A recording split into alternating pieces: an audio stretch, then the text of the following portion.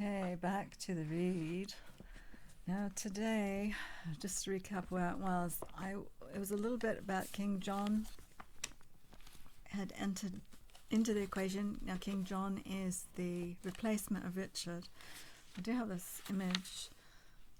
This is going on as Zayvra during the Third Crusade. It was just kind of cute and clever. Now, where I have stopped, I'm going to have to go through it again a little bit. The king received this application with pleasure and accordingly summoned John to appear and answer to the charges. On his non-appearance, passed a sentence, and with unanimous concurrence of the peers, couched in the following terms: whereas John, Duke of Normandy, forgetting his oath to King Philip, his lord, was murdered, the son of his has murdered the son of his elder brother, who was an homager of the crown of France and the king's kinsman, and perpetrated the crime within the signory of France, which is found guilty of felony and treason, adjudged to forfeit all the territories which he holds by homage.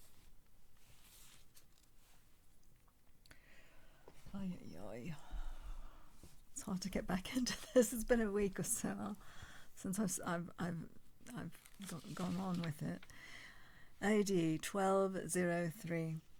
Philip, now prepared to execute his sentence by force of arms, and having no longer the sound policy of Henry, nor the martial active disposition of Richard to contend with, adopted the resolution of expelling the English from all those valuable fiefs which had been so long dismembered from his crown.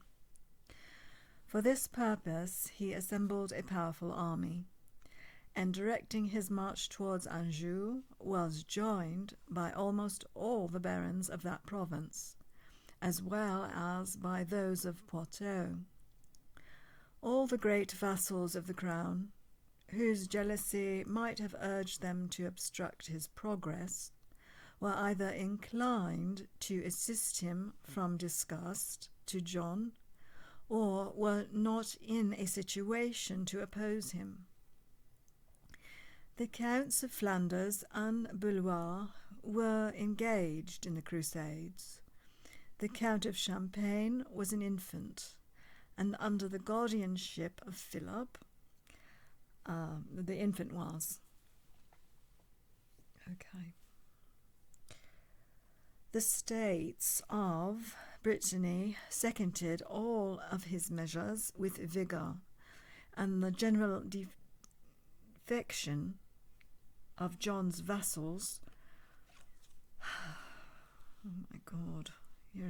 defection of his vassals rendered every enterprise that was undertaken against him easy and successful.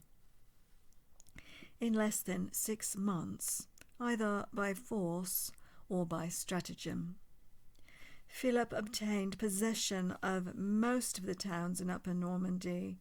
The rapidity of his victorious progress was unexampled in the martial achievements of an age in which the art of war was but little understood.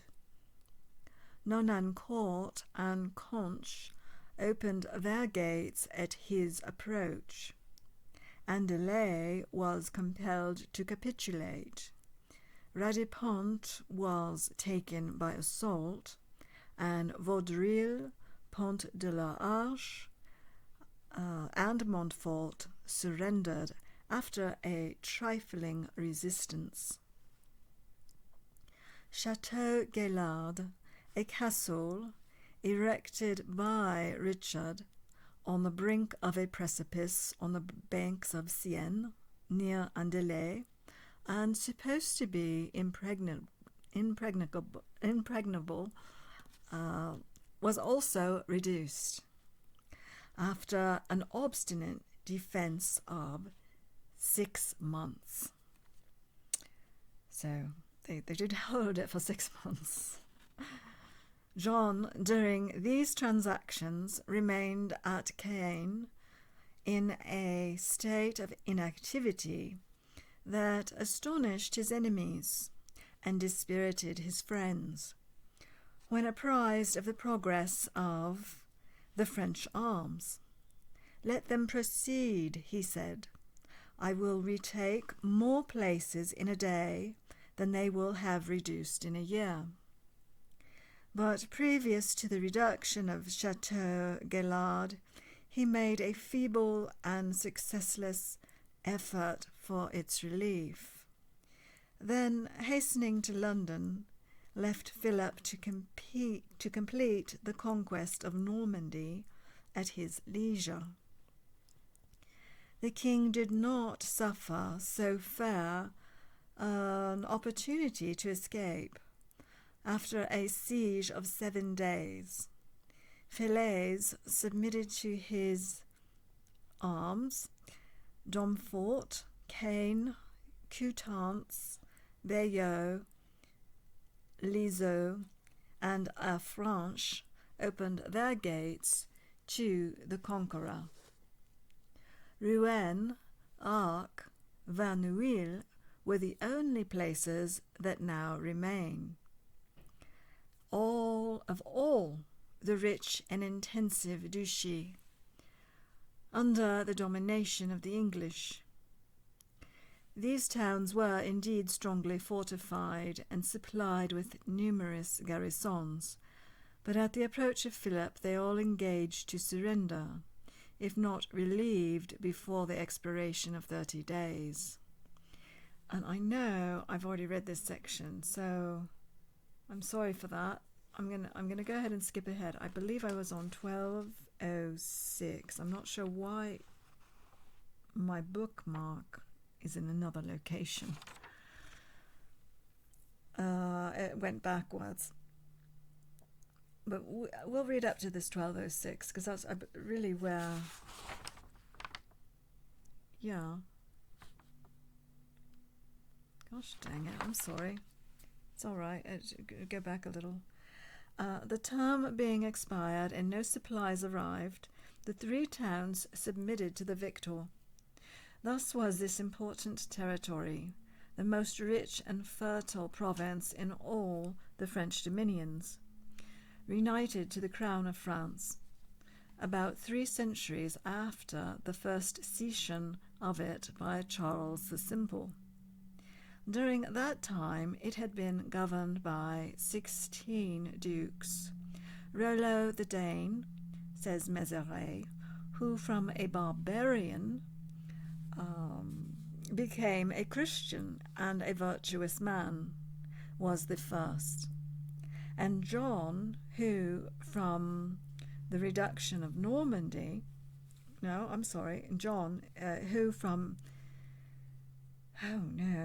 he was from a Christian, became more wicked than infidels and barbarians. So John had flipped it, and he became the wicked one. And after the reduction of Normandy, Philip soon completed the conquest of Anjou, Maine, Touraine, and a part of Poitou.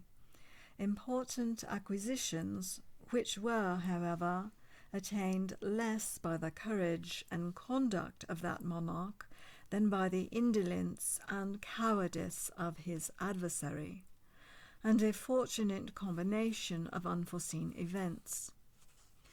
A.D. 1206. Roused at length by the clamours of his subjects, the pusillanimous King of England made serious preparations for the recovery of his captured provinces.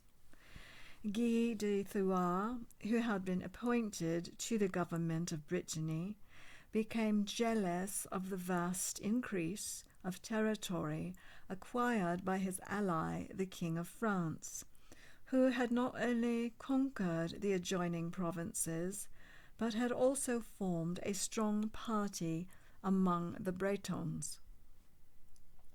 This induced that nobleman to, with further establishment of John in the dominions he had lost, that some balance might be formed against the exorbitant power of Philip. He had conferred on this subject with his brother Aimery, Viscount of Thouars, whom Philip had created seneschal of the province, and finding his opinion coincide with his own, they entered into an association with some barons who favoured their views and invited John to assist them in the execution of a plan in which he was so materially interested. A treaty was accordingly concluded, and the King of England, having raised a numerous army, landed at Rochelle on the 9th of July. But instead of attempting to attain the object of his expedition by a regular plan of judicious operations, he marched to Montauban in Quercy, which belonged to his brother-in-law. The Count of Toulouse, who had espoused the cause of Philip and investing the place, took it by assault.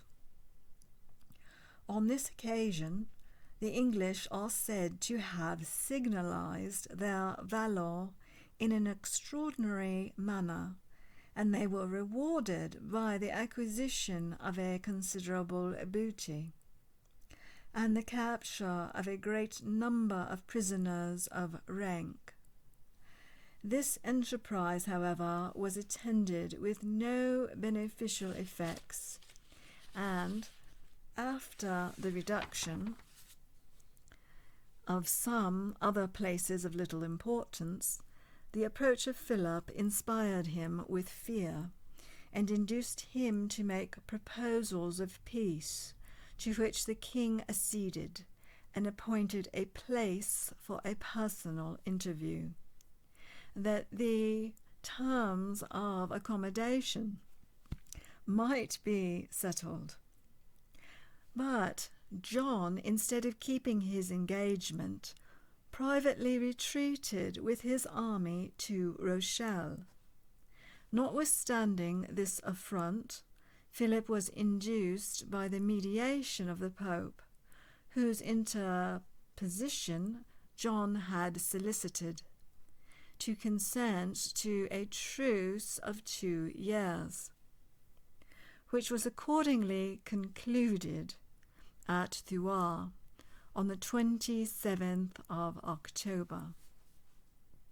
One principal motive for the Pope's eagerness to promote a peace between the rival monarchs was the desire he had to engage them in a species of crusade, for the purpose of checking the progress of heresy, infected by the metaphysics of Aristotle, which had been lately transmitted from Constantinople.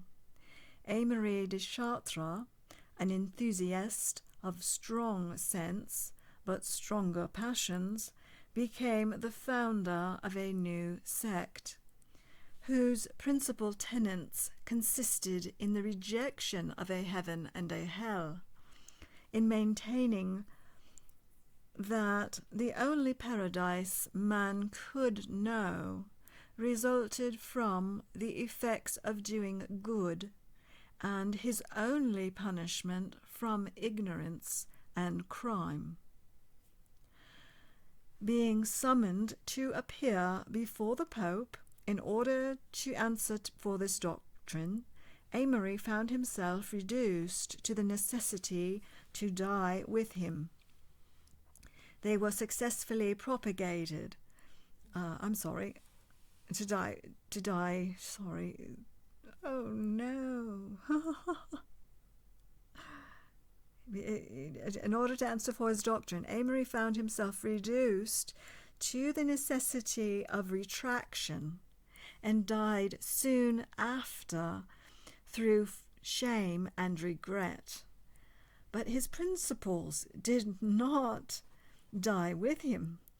They were successfully propagated by his pupils, who, being joined by many other sects, formed a numerous body and were distinguished by the appellation of the Albigenses, either from the Council of Albi, where their heirs were anathematized, or because the inhabitants of that town and its environs were more particularly infected with those heirs. They were reproached with being addicted to that detestable sin which caused the destruction of Sodom and Gomorrah. On the tomb of Alice, Countess of Bigorre, there is an inscription by which the reader is informed that she was the daughter of Guy de Montfort, who died in defending the true faith against the B, and it's got many, many, many marks after that, so we don't know what it actually means there. The B and Albigenses. So it's either saying the beast, like Satan, the satanic beast, something like that. Okay, so the idea which contemporary writers give us of the doctrine and manners of this united sect has something in it so absurd and at the same time so horrid that we are almost tempted to suspect them of exaggeration. We are told that the Albigenses believed in two gods. Two gods. I know. I really should have cleaned the back zone here. It's a towel. It's just a towel on the floor. Okay. But yes, they believed in two gods. That's not Christian. All right. One, a beneficent being, author of the New Testament, who had two wives, Colante and Colibante, and was father of several children, and among others of Christ and the devil. The other god was a malevolent being, a liar, and a destroyer of men, author of the ancient law, who, not content with having persecuted the patriarchs during their lives, had consigned them all to damnation after death. They also acknowledged two Christs, one wicked who was born at Bethlehem and crucified at Jerusalem, and who kept as his concubine Mary Magdalene, the woman so well known for having been caught in the act of adultery. The other Christ, all virtuous and invisible, never inhabited the world, but spiritually in the body of Paul. They represented the Church of Rome as the scarlet. It really does. No. As the fiercet. I guess it really is saying that. Scarcet. I don't know. Scarcet or fiercet. Well, here it might. No, it has to be scarlet. Okay. They represented the Church of Rome as the scarlet whore mentioned in the Revelations. They regarded the sacraments as frivolous things, considered marriage as a state of prostitution, the Lord's Supper as a chimera, the resurrection of the flesh as a ridiculous fable, and the worship of images as detestable idolatry. Had all their tenets been equally rational with the last, they would have not been so obnoxious too much censor. They were divided into two classes, the perfects and the believers. They all openly professed great purity of, here it is, of man classes. No, I'm sorry. What the hell? I'm making up words here. There's no man class. It feels like it though sometimes. But yes, they all openly professed great purity of manners. Okay. And secretly practice the most infamous voluptuousness on the principle that from the waist downwards man is incapable of sin.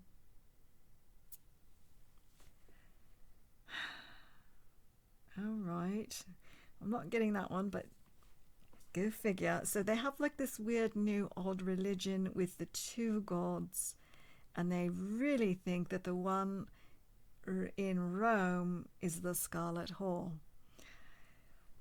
Okay, so the mad zeal with which these sectaries endeavoured to propagate their errors at length awakened the spirit of opposition in the clergy.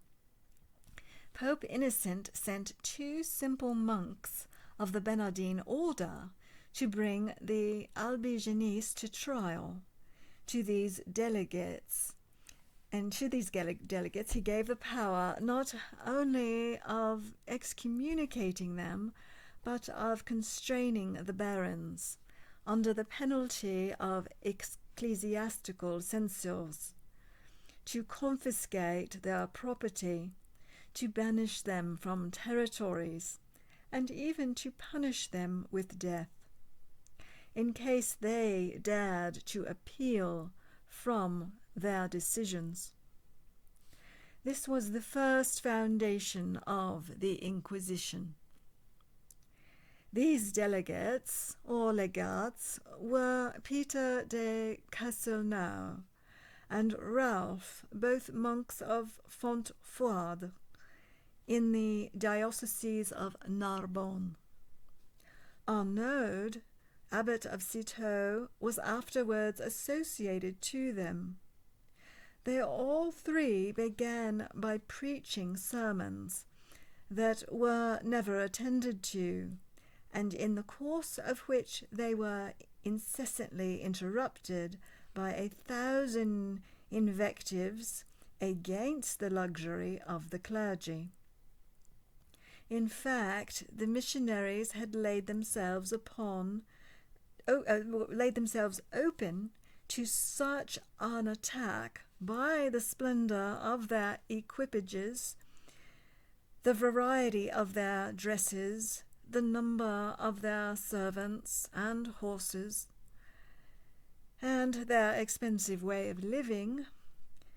A Spanish prelate named Diego de Azebes advised them, if they wished to convert heretics, to lay aside this pomp, to travel on foot, to lead a life of austerity, and to combat the affected virtues of the Albigenese by a display of true piety. They followed this advice and made few converts. But still the majority continued obstinate under the protection of Raymond, Count of Toulouse.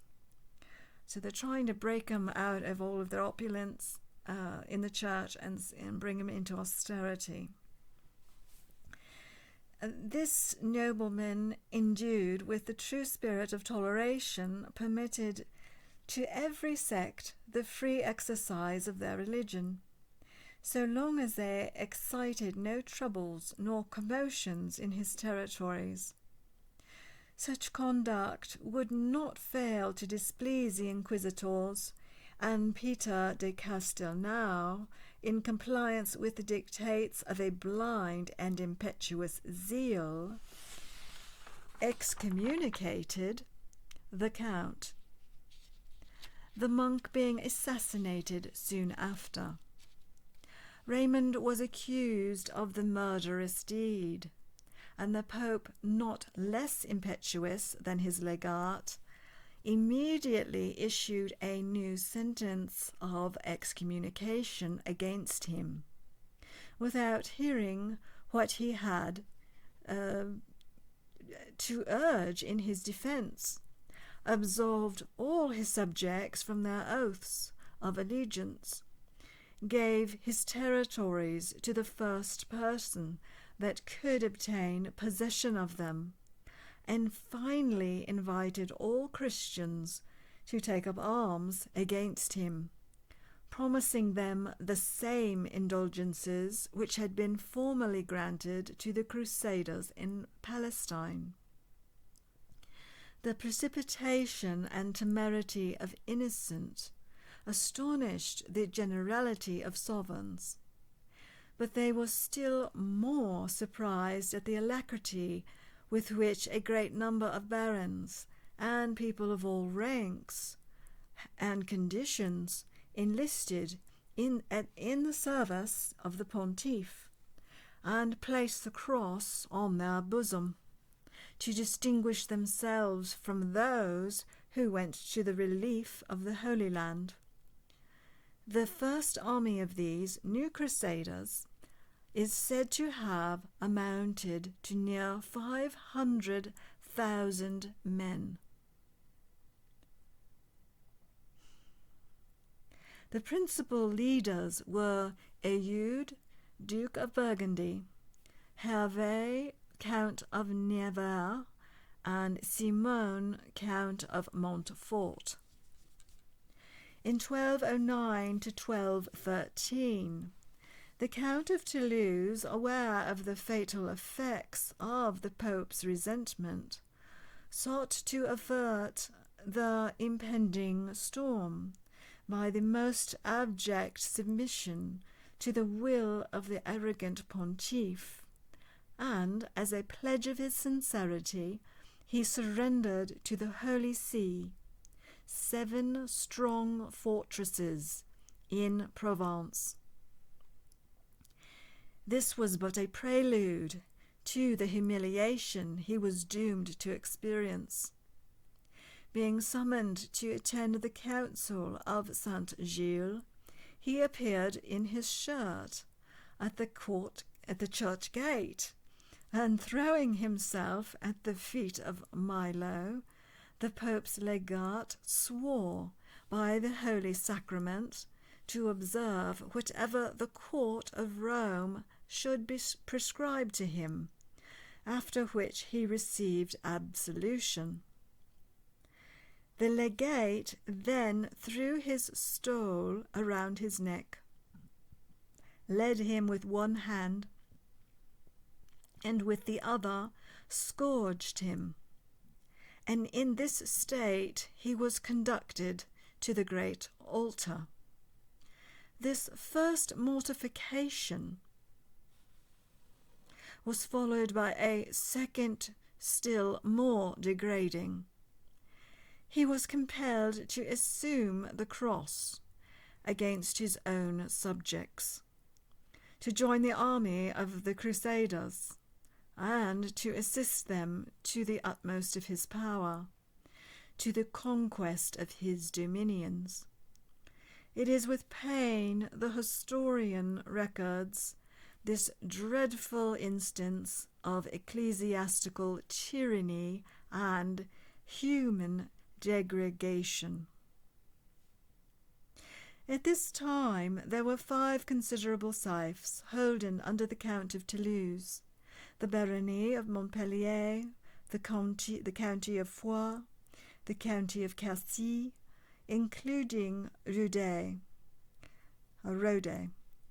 the viscounty of Narbonne, and the viscounty of Béziers, to which Raymond Roger, the Count's nephew, had annexed the counties of Albi and Carcassonne. This prince, possessing more spirit than his uncle, had boldly refused to comply with the imperious mandates of the Roman pontiff, and openly protected the new doctrines. Béziers, his capital, was accordingly attacked by an army of 500,000 men, who immediately took it by assault. The victors slaughtered with indiscriminate rage men, women, and children, whether heretics or not. 60,000 of the wretched inhabitants perished by the sword. Of these, 7,000 were massacred in the Magdalene Church, whither they had fled for refuge. And Peter de Vaux Cernay, the impious and fanatical historian of the Albigenese, represents this butchery as a just punishment for the blasphemies which the unfortunate victims had vomited forth against the blessed saint to whom that church was dedicated. Before the attack was made, the Crusaders asked the abbot of Citeaux how they were to act, as it would be impossible to distinguish the heretics from the Catholics. When this worthy minister of Christ, with true Christian charity, replied, "Kill them all. God knows his own." And with that, I'll leave it for today. So we are getting into Béziers, having 500,000 men attack, who live there. I almost moved to Béziers. It's okay. It's a very wine country now, those hills. So you can imagine how they would have fought in those hills or walked over those hills, just up above the ocean, the Mediterranean Sea, to attack the small villages.